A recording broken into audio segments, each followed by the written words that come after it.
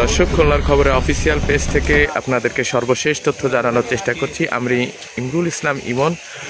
এই মুহূর্তে উপস্থিত আছি খুলনা মেডিকেল কলেজ হাসপাতালে যে ফরেন্সিক মেডিসিন বিভাগ, সেই মর্গ থেকে আপনাদেরকে সরাসরি সর্বশেষ তথ্য জানানোর চেষ্টা করব। দর্শক, আপনারা ইতিমধ্যে ক্যাপশনে দেখেছেন যে তানবীর হাসান শুভ, যার বয়স 29, খুলনা মহেশ্বরপাড় প্রাসাদ 3 নম্বর ওয়ার্ডের একজন বাসিন্দা, ঘুমন্ত অবস্থায় দুর্বৃত্তরা তাকে গুলি করে হত্যা করেছে, এমনটাই তথ্য আমরা প্রশাসনিকের মাধ্যমে জানতে পেরে ইতিমধ্যে খুলনা মেডিকেল কলেজ হাসপাতালে এসে উপস্থিত হয়েছে। আমরা দর্শক সেই তানবীর হাসান যে শুভ, তার যে মৃত্যুর সর্বশেষ তথ্য খুলনার খবরের পক্ষ থেকে আমরা জানানোর চেষ্টা করব। যে তানবীর হাসান শুভ, যার বয়স ছিল 29, তিনি পেশায় একজন মাল্টিন্যাশনাল কোম্পানিতে জেনারেল ম্যানেজার হিসাবে চাকরিরত অবস্থায় ছিলেন এবং খুব শীঘ্রই কিন্তু তার বিদেশ যাওয়ার কথা ছিল। গতকাল রাত 3টা নাগাদ সময় তার বাসায় দুর্বৃত্তরা থাই গ্লাসের ভিতর দিয়ে তাকে গুলি করে হত্যা করে, এমনটাই তথ্য তার পারিবারিক সূত্রে আমাদেরকে জানিয়েছে।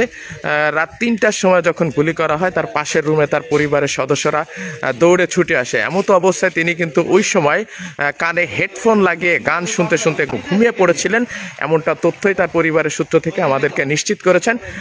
আমরা তো রাত্রে ঘুমাইছিলাম, কিন্তু রাত্রে যখন হঠাৎ করে 2:30টার দিকে চেঁচামেচি শুনি, তখন আমাদেরকে ডাকে, তখন দ্রুত আমরা হাসপাতালে নিয়ে যাই। কিন্তু আমরা জানি না যে গুলি লাগছে।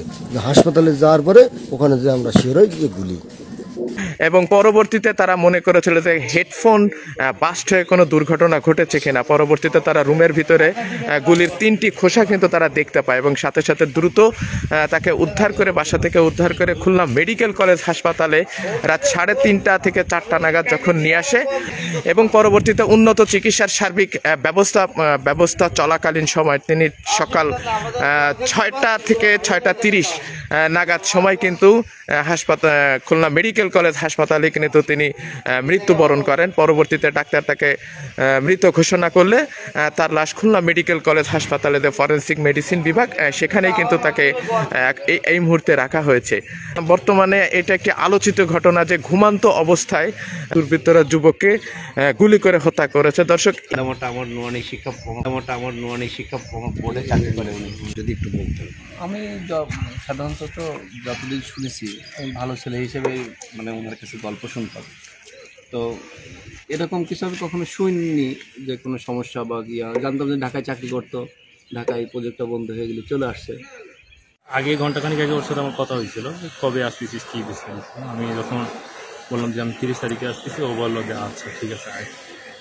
এই হচ্ছে কথা শেষ।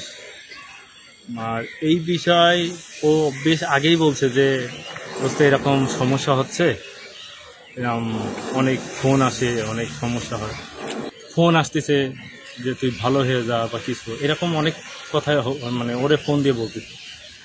দর্শক, এই ছিল আজকে সর্বশেষ তথ্য। পরে পর্যন্ত সবাই ভালো থাকবেন, সুস্থ থাকবেন, সাবধানে থাকবেন।